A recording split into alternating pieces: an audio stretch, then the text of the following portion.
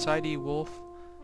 Since Diablo 3 isn't going to be coming out until 2012 now, I thought it'd be fun to play around with the skill calculator and make some fun builds and sort of show you what I'm planning when the final game releases.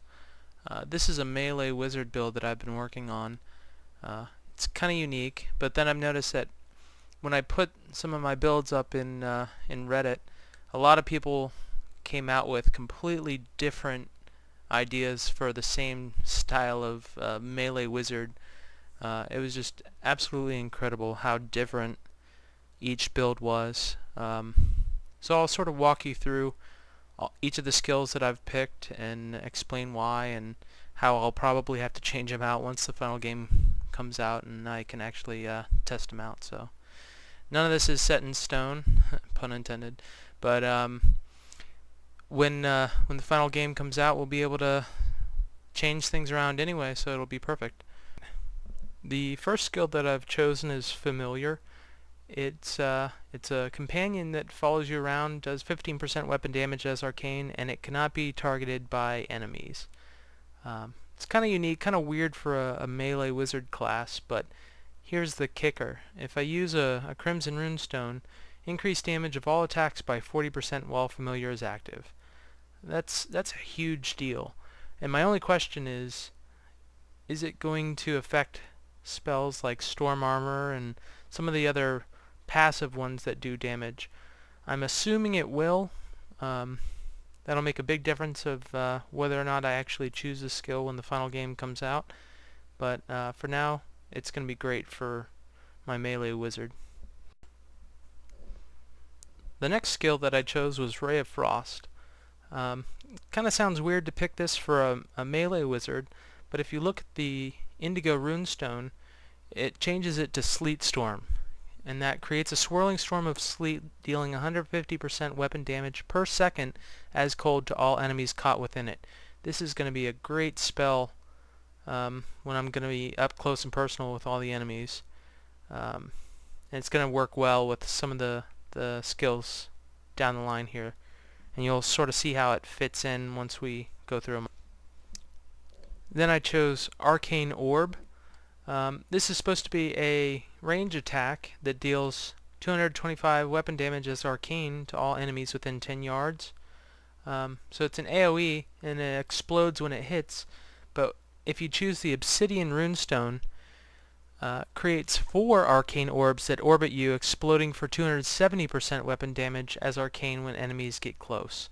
So as a melee character, this is going to be amazing. I can cast and forget, and then when I get up close and personal, they'll be taking 270% damage as well as my Ray of Frost damage, and that's going to increase by 40% because of my Familiar. So I got a lot of things stacking up here, and it's going to work to my advantage. And then we have Storm Armor. This is an easy one to grasp. The basic skill does 127% weapon damage as lightning to ranged and melee attackers. With the Crimson Runestone, it ups that to 280% weapon damage, but then you're also going to get stacks with the Spark Flint Familiar. The reason I chose Storm Armor over Ice Armor was actually my initial choice, but if you look carefully, it says it only causes cold damage to melee attackers. So that leaves out a huge portion of the enemies. And then I can always switch them out and see which one's better.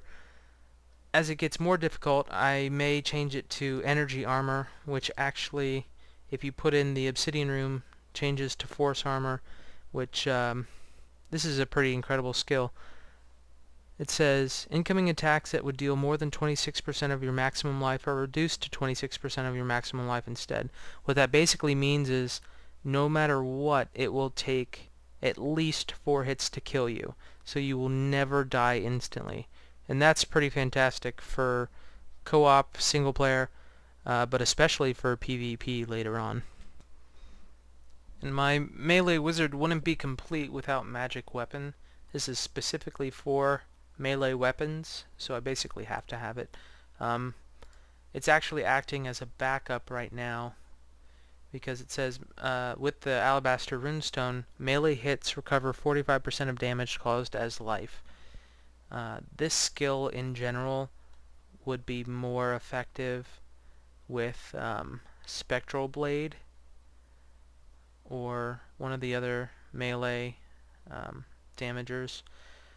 On its own, it's going to be good, but what I could do is I can always switch out Ray of Frost with Spectral Blade, depending on which one does more damage.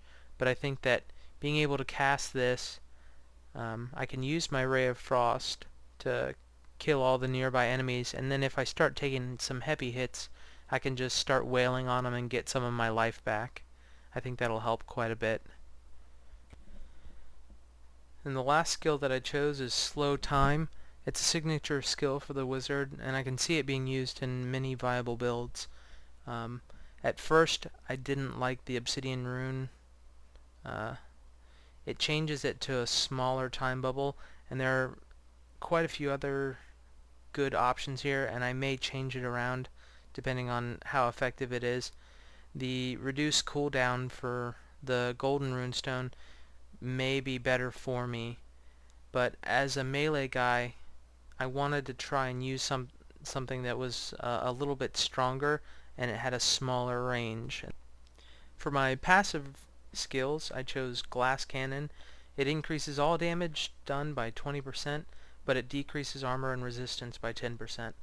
The decrease in armor and resistance can be offset by a different armor set. If I run into trouble in the later difficulties, I can always change this out to something like the energy armor.